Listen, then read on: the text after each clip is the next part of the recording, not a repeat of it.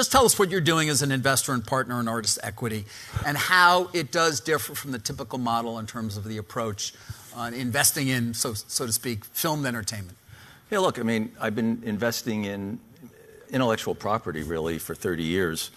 And, today it's very difficult to underwrite how to do that with any kind of transparency and specificity because, content is being technologically disintermediated.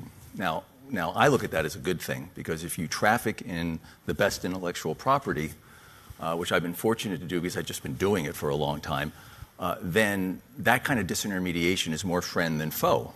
And so, but then you start to get to layers of answering this question, which is how could Ben Affleck and me come together? And the answer is that for the first time in my career, I actually think content has the possibility of being king. And I didn't believe Sumner Redstone all those years ago? Well, if you had Sumner Redstone, Paul Allen, in the late 90s, we were rolling up cable systems. And what everybody thought was that Paul wanted to get into distribution. He actually didn't. He wanted to create walled gardens of content. And I think he was one of the first people to talk about content being king. But he was way ahead of his time. Today, content has the ability to be king. And what's really interesting is that individuals actually can be intellectual property in and of themselves.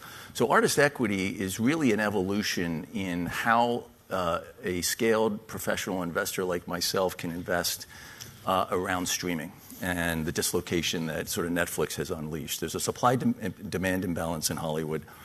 There's a tremendous desire for original content across all different forms of distribution. The first wave of streaming was about volume. The second wave that we're in now is about quality. And what people are looking for are commercially successful, high-quality stuff. And I have to say, in my 30 years of trafficking in this area, I couldn't imagine two better guys to do that with than Ben and Matt.